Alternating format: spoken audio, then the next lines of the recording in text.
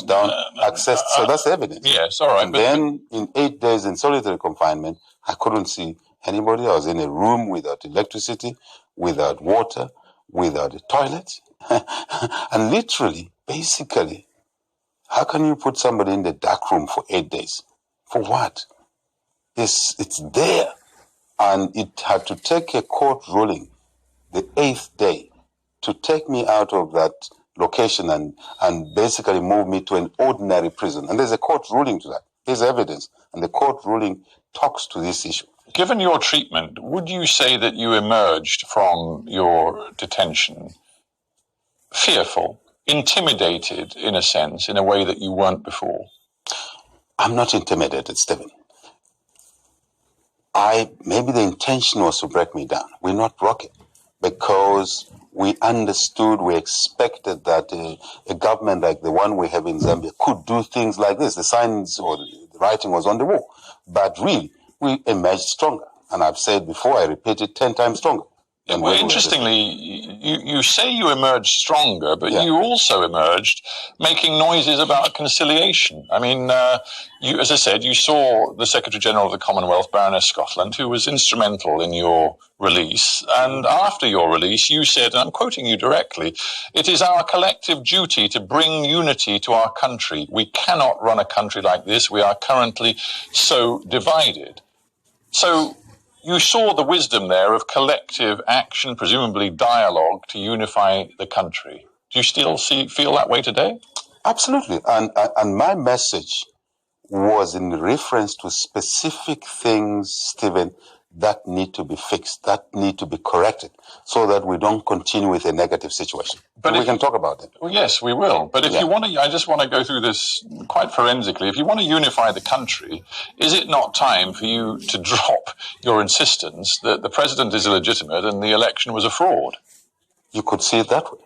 The other way of seeing it is that the constitutional right of disputing elections, which is via an electoral presidential petition, must be respected because that's a constitutional provision. So the rule of law with regard to the remedies that are available to anybody. Well, as I understand it, the Constitutional Court looked at your arguments and threw them out. Not at all. That's the iron of it. Our petition has not been heard, Stephen. Well, that's a fact. It has been before a court. I know that for a fact. Yes. Yes. So you've had your day in court. The court, in the end, chose not to take up your petition. No. The basic constitutional provision under the Bill of Rights, Stephen, is that every citizen or a group of citizens that feel aggrieved about anything have a right to go to court, and the court has an obligation to hear their matter, not to just admit the concern or the petition, but to hear it. Well, the petition has not been heard.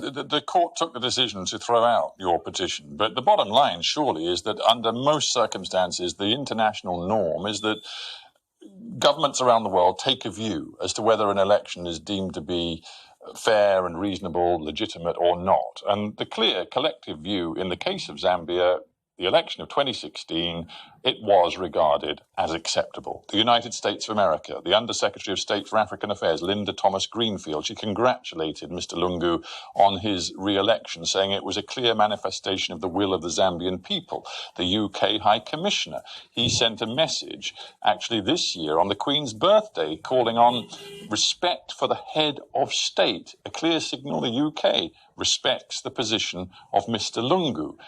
President Zuma of South Africa cordially invited President Lungu to South Africa in a sign of his belief in the credibility of that election.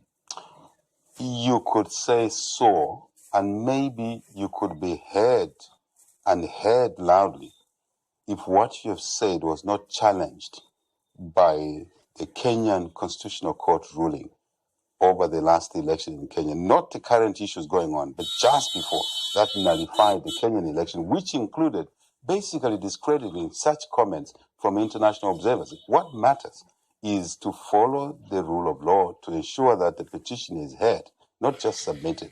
That, I think that's what is important. And the Kenyan ruling has demystified those views. Remember, former Secretary of State John Kerry rendered an apology in the Kenyan situation because similar sentiments were passed. The important things that the Constitutional Court should have had our petition. And then the issue of recognition, the issue of whether or not the election was free and fair would have been resolved squarely, and nobody would complain about it.